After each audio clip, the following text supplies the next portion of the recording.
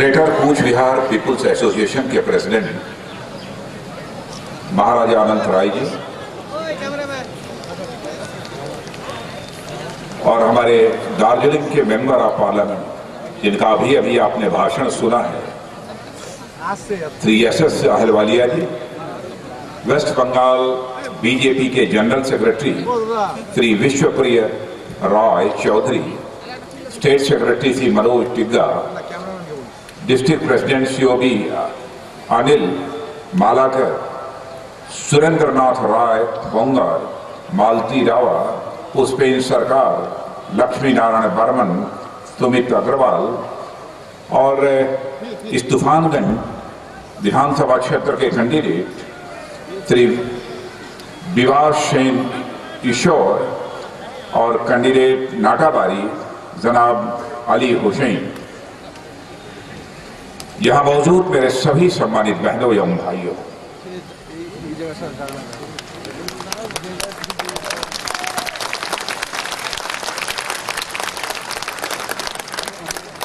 सबसे पहले मैं कूच बिहार भाइयों बहन मोई तुमार अंतरमरा आदर करूं।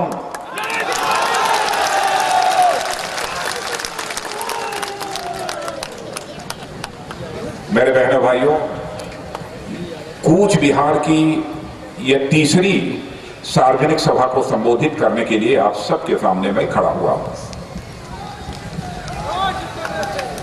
इसके पहले जिन दो पब्लिक मीटिंग्स को हमने एड्रेस किया है, वहां के भी दृश्य को हमने देखा है और यहां के भी पब्लिक मीटिंग के इस दृश्य को देख रहा हूं। सभी जगह हमको लहराते हुए पीले झंडे दिखाई दिए।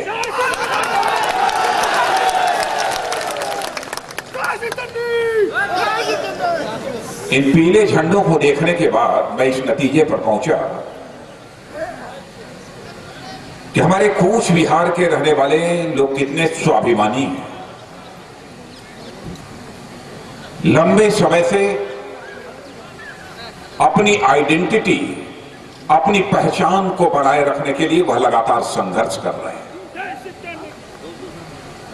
मैं आपको यकीन दिलाना चाहता हूं मेरे कूच बिहार के राजवंशी भाइयों, जो अपनी पहचान और अपनी आइडेंटिटी बनाए रखने के लिए आज भी आप पूरी ताकत और मजबूती के साथ खड़े हो, तो हमारी सरकार आपकी इस आइडेंटिटी को बनाए रखने के लिए जो कुछ भी होगा वह करने के लिए सदैव तैयार रहेगी। मैं आपको विश्वास दिलाता हूं, भरोसा दिलाता हूं। चाहे एक मनुष्य हो, चाहे कोई समाज हो अथवा राष्ट्र हो, नेशन हो, सबकी एक अपनी आइडेंटिटी होती है, सबकी एक अपनी पहचान होती है। और कोई भी समाज जो स्वाभिमानी होता है वो अपनी पहचान को बनाए रखने के लिए सदैव संघर्ष करता है। भारत की भी सारी दुनिया में एक पहचान है।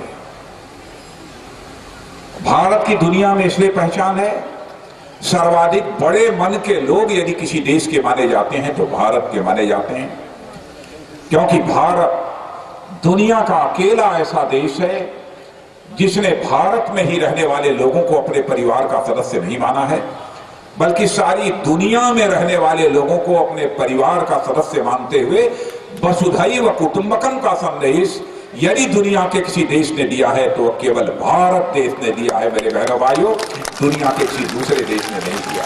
यह है हमारी पहचान। तो आप भी अपनी पहचान को बनाए रखने के लिए सतत प्रयत्नशील है। और मैं सचमुच बतलाऊं, महाराजा अनंत राय जी भी बराबर इसी काम से लगे। और मैंने कहा है महाराजा अनंत राय जी को कि आप चिंता मत करिए, मैं जानता हूं कि आप अपने पूरे इन राजवंशी परिवार के लोगों को लेकर कितने चिंतित रहते हैं। सरकार आपके साथ खड़ी है और आपके साथ सरकार खड़ी रहेगी। चिंता करने की कोई जरूरत नहीं है। इस समय तो चुनाव है, 5 साल पहले भी चुनाव हुआ था और 5 साल पहले जब चुनाव हुआ था तो उस समय तृणमूल कांग्रेस के नेता और इस समय की जो मुख्यमंत्री हैं ममता जी, वह भी आपके बीच आई थी और उन्होंने एक परिवर्तन का नारा दिया और यह कहा था 34 वर्षों की वामफ्रंट की सरकार को उखाड़ दे, क्योंकि वामफ्रंट की सरकार ने इस पश्चिमी बंगाल का कोई विकास नहीं किया। यहां की गरीबी, बेरोजगारी की समस्या का कोई समाधान नहीं किया और उन्होंने आपको भरोसा दिलाते हुए यह कहा था 34 वर्षों की वामफ्रंट की सरकार को उखाड़ फेंको और टीएमसी की सरकार बनाओ।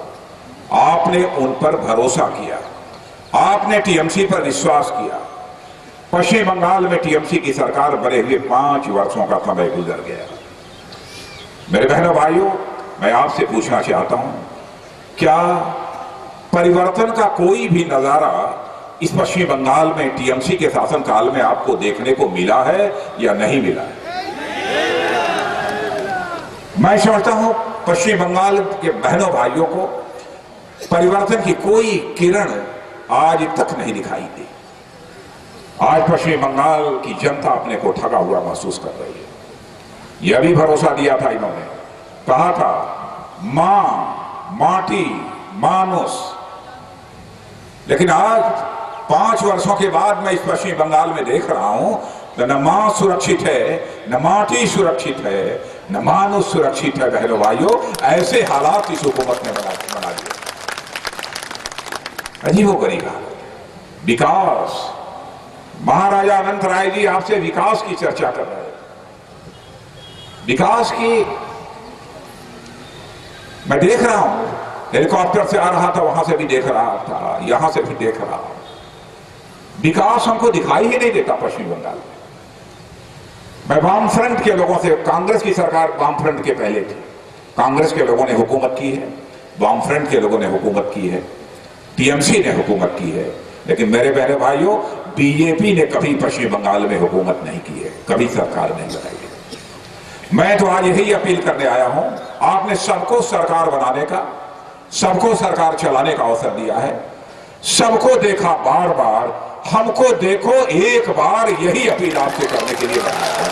हमको देखो, सबको देखा है बार बार, हमको देखो एक बार, एक बार।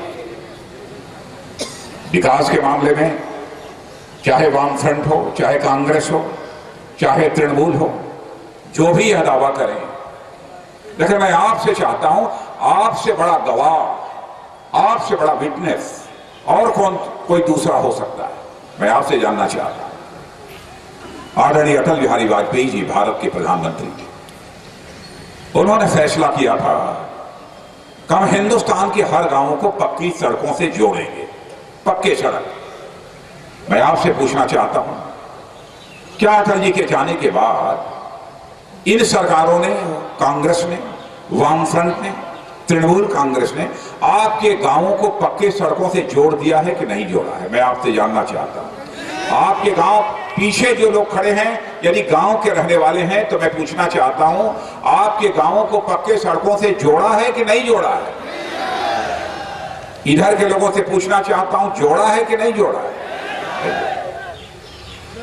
आपके चाहे तूफानगंज हो अथवा इस क्षेत्र में पीने के पानी, ड्रिंकिंग वाटर, पीने के पानी की मुकम्मल व्यवस्था हो गई है कि नहीं हो गई?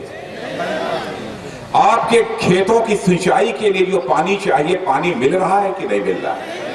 वो भी नहीं मिल रहा। बिजली तो 24 घंटे लगातार आ रही है, बिजली 24 घंटे, बीच में कटती नहीं ना? आ रही है बिजली कि नहीं आ रही है? वो भी नहीं आ रही। तब क्या हो रहा है? अच्छा ये बताइए, आपके यहां गांव में स्कूल वगैरह तो ठीक ठाक चल रहे हैं? स्कूल, पढ़ाई होती है, मास्टर आते हैं? नहीं आते। आपके यहां हॉस्पिटल है? हॉस्पिटल है गांव में कि नहीं है? तूफानगंज का हॉस्पिटल ठीक चल रहा है? यहां भी नहीं चल रहा। अच्छा नहीं है तो डॉक्टर तो होंगे? डॉक्टर ही नहीं है? अरे कैसे हॉस्पिटल बिना डॉक्टर के कैसे हो जाएगा? नहीं है, डॉक्टर ही नहीं है। नहीं, सच में बतलाइए, डॉक्टर हैं कि नहीं हॉस्पिटल? अरे भाई 1-2 होंगे। अच्छा मान लिया भाई, मान लिया नहीं है, लेकिन दवाई है हॉस्पिटल है, तो दवाई है कि नहीं? दवाई नहीं मिलती यहाँ के, इधर दवा मिलती है नहीं आपके हॉस्पिटल में? ये जो पीछे खड़े हैं आप लोग बताइए, आप लोग हॉस्पिटल में दवा मिलती है कि नहीं मिलती है? नहीं। अच्छा मैं मान लिया कि मैं दवा नहीं मिलती है, लेकिन उधर दारू वगैरह मिलती है कि नहीं? क्या तो ऐसी ही सरकार चाहिए ना, ऐसी ही सरकार चाहिए हो जो दवा न दे बल्कि दारू दे। वाह, नारदा शारदा, ऐसी सरकार जो भ्रष्टाचार में आखंड डूबी हुई। चाहे वामफ्रंट की सरकार हो मेरे बहनों भाइयों, चाहे कांग्रेस की सरकार रही हो, चाहे टीएमसी की सरकार हो, सबके ऊपर भ्रष्टाचार के आरोप लगे हैं। लेकिन यहां जितने भी लोग आप सब खड़े हैं, मैं आप में पढ़े लिखे लोग भी यहां पर मौजूद हैं। 6 वर्षों तक हम लोगों ने भी केंद्र में सरकार चलाई है। आदरणीय अटल बिहारी वाजपेयी भारत के प्रधानमंत्री थे। 2 वर्षों से फिर से हम लोग केंद्र में सरकार चला रहे हैं। भले ही कांग्रेस की सरकारों पर भ्रष्टाचार के आरोप लगे हों, लेकिन भारत ही नहीं, दुनिया का भी कोई भी व्यक्ति उंगली उठाकर नहीं कह सकता कि अटल बिहारी वाजपेयी अथवा मोदी जी की सरकार के किसी मंत्री के ऊपर भ्रष्टाचार के आरोप कभी लगे हो। मैं नेताओं से पूछना चाहता हूं, क्या कारण है जब आपकी सरकार आती है तब तो भ्रष्टाचार के आरोप लग जाते हैं, लेकिन हमारी सरकार आती है तो भ्रष्टाचार के आरोप नहीं लगते हैं? क्या कारण है? क्या कारण है? आप भ्रष्टाचार करते हो इसलिए आपके ऊपर आरोप लगते हैं, इसलिए आरोप लगते हैं। अब देखिए, सब तो हवा में भी भ्रष्टाचार कर डाला। Helicopter deal, Agusta Westland helicopter, पढ़े लिखे लोगों ने पढ़ा होगा, उसमें भी पैसा ले लिया, उसमें भी पैसा ले लिया। पता नहीं कितने करोड़ लिए भगवान जाने, खा गए। अब यहां मैं कहता हूं, ये वामफ्रंट के लोगों से, ये वामफ्रंट और कांग्रेस दोनों मिलकर चुनाव लड़ रहे हैं, आरोप कांग्रेस के ऊपर है, लेकिन वामफ्रंट वाले चुप्पी साधे हैं, कुछ नहीं बोल रहे हैं कि जो हेलीकॉप्टर की डील में जो भ्रष्टाचार हुआ है उसके बारे में इनका क्या कहना है। चुप्पी साधे हैं, भ्रष्टाचार पर इनकी जुबान नहीं खुल रही है मेरे बहनों। ये कहते हैं कि भ्रष्टाचार नहीं होने देंगे, इनकी जुबान नहीं खुल रही है। मैं वामफ्रंट के लोगों से पूछना चाहता हूं, तो जवाब दें, जो हेलीकॉप्टर की खरीद हुई है उसमें जो भ्रष्टाचार हुआ है और कांग्रेस के ऊपर आरोप लग रहे हैं, उस पर वामफ्रंट के लोगों का क्या कहना है, यह देश जानना चाहता है। नहीं हिम्मत करेंगे, क्योंकि यहां पर चुनाव कांग्रेस के साथ मिलकर, वामफ्रंट और कांग्रेस ये मिलकर चुनाव लड़ रहे हैं, आपकी आंखों में धूल झोंक रहे हैं। और वहीं केरल में देखिए इसी समय चुनाव चल रहा है, वामफ्रंट और कांग्रेस एक दूसरे के खिलाफ चुनाव लड़ रहे हैं। केरल में एक दूसरे के खिलाफ चुनाव लड़ रहे हैं और पश्चिमी बंगाल में एक दूसरे के साथ चुनाव लड़ रहे हैं। यानी केरल में लड़ाई और पश्चिमी बंगाल में सगाई, यह राजनीति है, यह राजनीति है।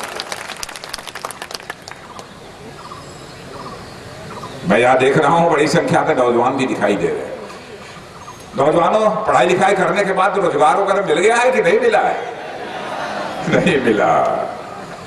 अच्छा, इधर जो नौजवान खड़े हैं तुम लोगों को मिल गया कि नहीं? उधर जो खड़े हैं नौजवान, नहीं मिला। इधर वालों को मिला? नहीं मिला। अरे कुछ तो मिला होगा, कुछ नहीं मिला। अरे कोई इंडस्ट्री तो होगी? नहीं, कोई इंडस्ट्री नहीं।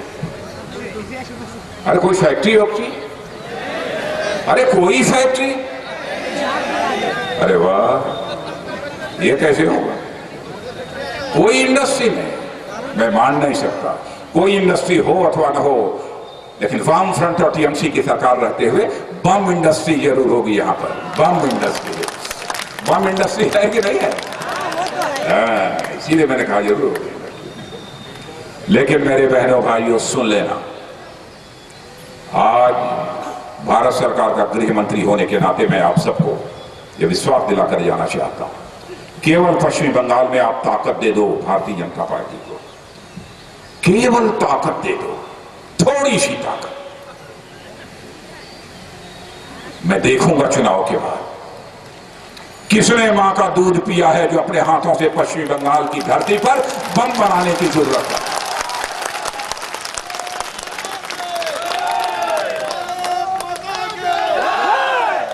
क्या तमाशा बना दिया।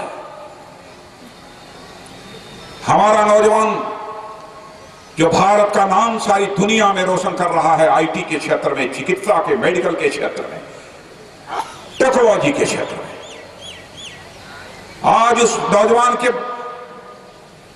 मजबूत हाथों को रोजगार का अवसर नहीं मुहैया कराया जा रहा है। बम इंडस्ट्री चल रही है। बहनों भाइयों, ऐसी सरकार जानी चाहिए, यह मैं आप सबसे अपील करने के लिए आया। अभी हमारे अहलुवालिया जी कह रहे थे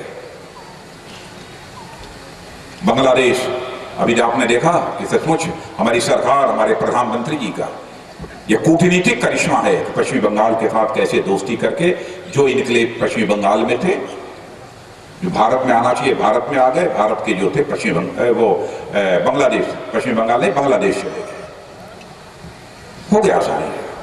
लेकिन उसके पहले भी बांग्लादेश से बहुत सारे माइनॉरिटी जो वहां के अल्पसंख्यक हैं, हिंदू, बौद्ध, सिख, जैन, यह सब सारे जो यहां पर आए हैं, मैंने पहले ही कहा था कि हमारी सरकार बनेगी तो उन्हें हम नागरिकता देंगे, उन्हें सिटीजन बनाएंगे। और आज मुझे कहते हुए फक्र है, 2 साल पूरा होने के पहले ऐसे बांग्लादेशी जो बांग्लादेश में माइनॉरिटी हैं, अल्पसंख्यक हैं, यानी ऐसे हिंदू, सिख, जैन, बौद्ध, यह सब सारे, चाहे वो ईसाई क्यों न हो, चाहे वो पारसी क्यों न हो, उन्हें नियम में परिवर्तन करके हमने उनके भारत में रहने को वैध बना दिया है और कुछ ही महीनों के अंदर उन्हें भारत का सिटीजन बना देंगे, भारत का नागरिक बना देंगे। यह भी फैसला लिया करेंगे। आपको गाय की स्मगलिंग वगैरह बंद हो गई है, कुछ कम हुई है कि नहीं? गाय की स्मगलिंग कुछ कम हुई है कि पहले से कि नहीं? इधर नहीं होती है, कम होती है। अच्छा छोड़िए, नहीं होती है। लेकिन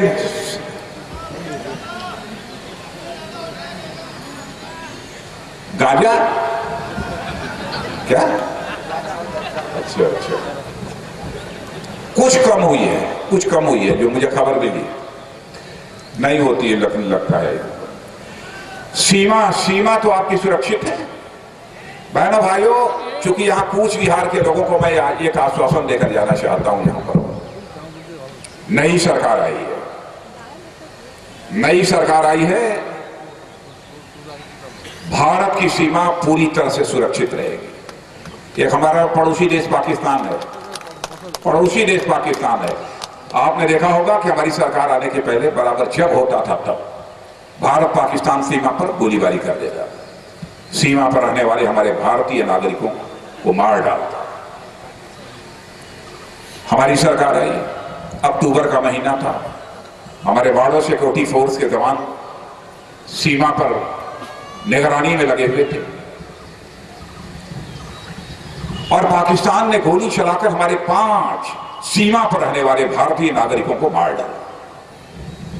मैंने टेलीविजन पर यह खबर देखी और फिर टेलीफोन कर रात को बॉर्डर सिक्योरिटी फोर्स के डायरेक्टर जनरल को मैंने पूछा कि भारत और पाकिस्तान की सीमा पर हुआ क्या है।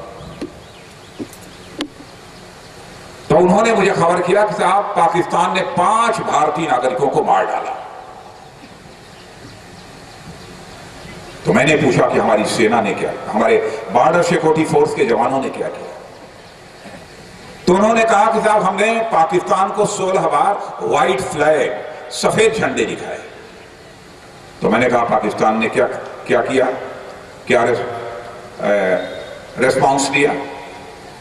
तो उन्होंने कहा था पाकिस्तान ने सफेद झंडा नहीं दिखाया, मैंने कहा सफेद झंडे का मतलब क्या होता है?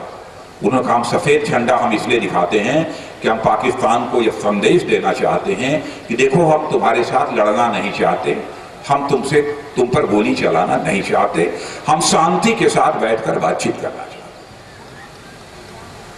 तो मैंने भाइयों जब कहा कि पाकिस्तान ने कोई रिस्पांस नहीं दिया, कोई उत्तर नहीं दिया, तो तुरंत उसी समय बॉर्डर सिक्योरिटी फोर्स के डायरेक्टर जनरल को मैंने एक स्टैंडिंग ऑर्डर दिया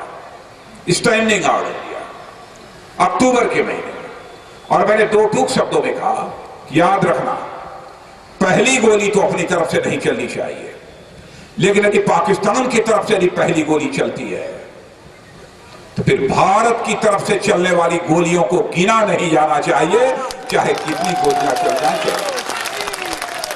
और मैं आज आपसे कहते हुए मुझे बेहद खुशी हो रही है, पहले जो घुसपैठ बड़ी संख्या में होती थी, अब उसमें आधे से भी लेस देन 60% 70% गिरावट आ गई है, कमी आ गई है, केवल एक बार कठोर कदम उठाने से। आगे हम भारतवासियों को भी आश्वस्त करना चाहते हैं कि आपकी सीमा पूरी तरह से सुरक्षित रहेगी, भारत सुरक्षित रहेगा। सुरक्षित भारत का ही विकास संभव है, क्योंकि विकास की पहली शर्त होती है सुरक्षा। जब तक देश सुरक्षित नहीं रहेगा, जब तक देशवासी सुरक्षित नहीं रहेंगे, तब तक देश का विकास नहीं हो सकता मेरे बहनों भाई। इसीलिए आज मैं आप सबसे यही अपील करने के लिए आया हूं कि आप सभी हमारे भारतीय जनता पार्टी की जो प्रत्याशी हैं, एक तो विवास सेन किशोर यहाँ से तूफानगंज से, और अली हुसैन हमारे नाटावाली से, जिन्हें भारी मतों से विजय देना है, और यहाँ कूच बिहार की आइडेंटिटी के संबंध में जो कुछ भी अहलवालिया जी ने कहा है और हमारे प्रधानमंत्री जी ने आप सबको आश्वासन दिया है, इसे दोबारा फिर उसे मेरे द्वारा कहे जाने का कोई औचित्य नहीं था, इसलिए मैंने उसकी चर्चा नहीं की। लेकिन हम सब भारतीय जनता पार्टी के लोग आपके साथ खड़े हैं और आपके साथ खड़े रहेंगे, यही विश्वास दिलाते हुए अपनी बात समाप्त करते हैं।